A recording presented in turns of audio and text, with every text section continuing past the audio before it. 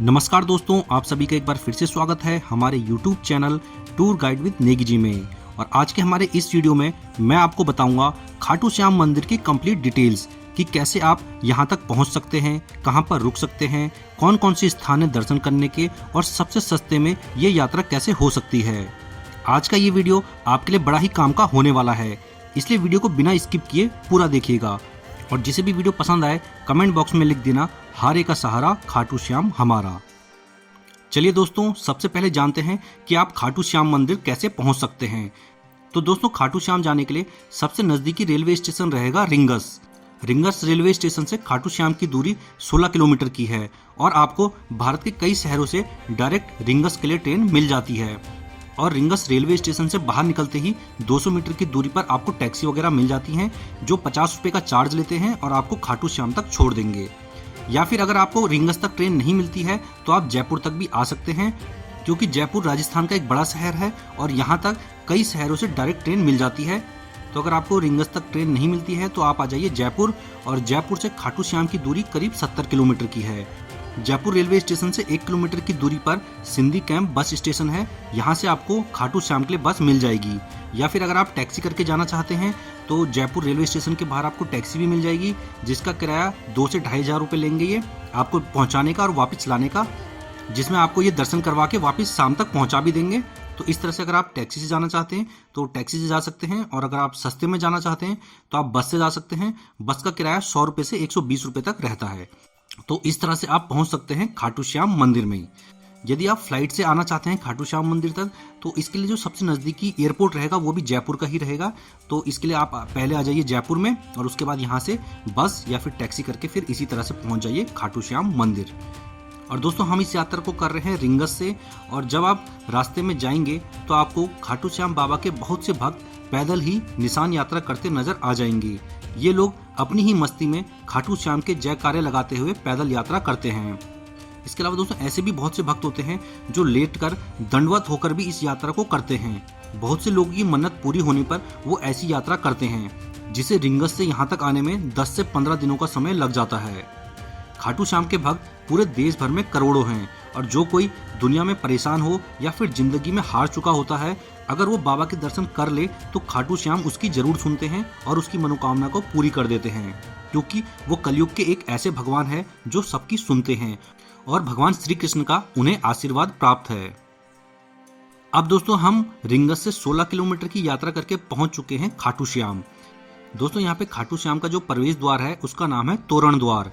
यहाँ पहुंचकर लोग अपनी मस्ती में नाचते और झूमते हैं। यहाँ आपको कोई गाता तो कोई नाचता दिखाई दे जाएगा। यहाँ आकर खाटू श्याम की भक्ति का एक अनोखा ही रंग देखने को मिलता है।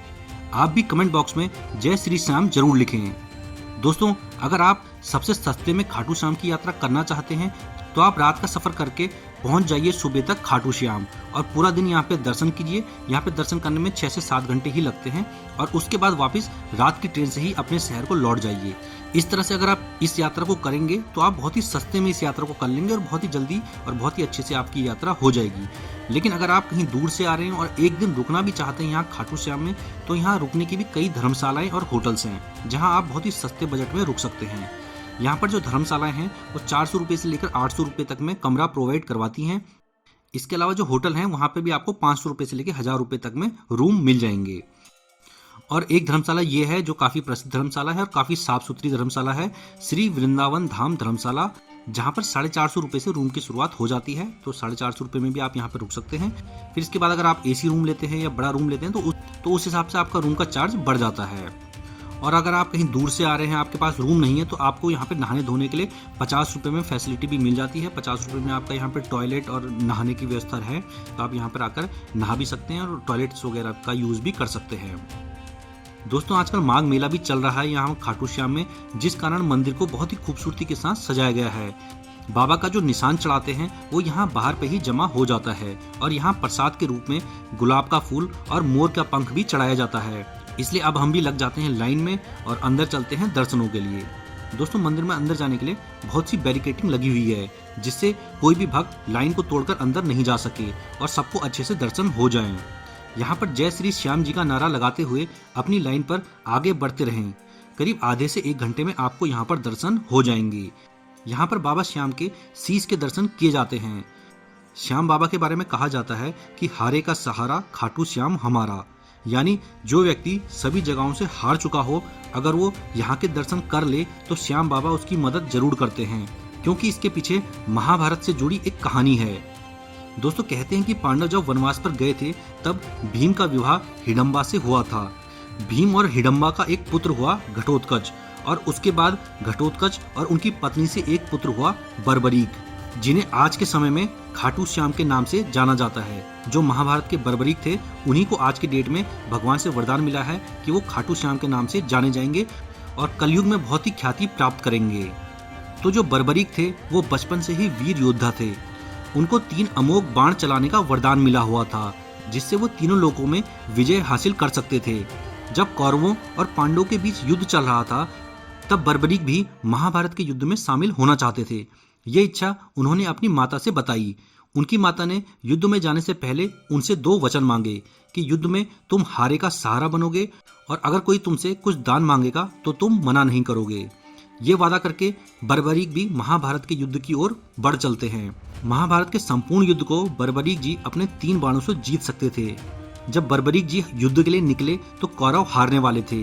श्री कृष्ण भगवान को ये पता था, अगर बर्बरीक ने कौरवों का साथ दिया तो पांडव हार जाएंगे।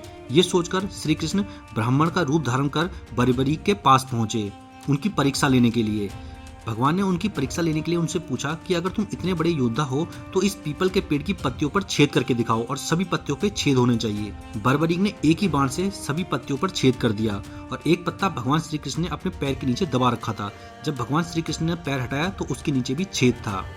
ये देख भगवान श्री कृष्ण समझ गए कि अगर इन्होंने कौरवों का साथ दे दिया तो अनर्थ हो जाएगा, इसलिए उन्होंने बर्बरीक से उनका सिर दान में मांग लिया। बर्बरीक ने तुरंत अपना शीश काटकर उन्हें दान दे दिया। उनके इस त्याग को देखकर भगवान श्री कृष्ण ने उन्हें आशीर्वाद दिया कि कलयुग में तुम्हारा सिर खाटू में प्रकट होगा और तुम मेरे नाम से यानी श्याम के नाम से कलयुग में पूजे जाओगे, और जो भी भक्त दुनिया में सब जगह से हार गए हों उनका तुम सहारा बनोगे। इसलिए कहा जाता है हारे का सहारा बाबा श्याम हमारा। इसलिए यहाँ खाटू श्याम में बाबा श्याम के शीश की पूजा की जाती है। और ऐसा कहा जाता है कि यहाँ पर खाटू गांव के एक राजा रूप सिंह चौहान और उनकी पत्नी नर्मदा कंवर ने यहाँ पर खाटू श्याम मंदिर की स्थापना की। उनको यहाँ पर भगवान बर्बरीक का सिर मिला था और उनको यहाँ पर स्थापित करके खाटू श्याम मंदिर की स्थापना हुई है। यहाँ पर मंदिर में दर्शन करने के बाद आप यहाँ श्याम कुंड के दर्शन करना भी बिल्कुल मत भूलिएगा।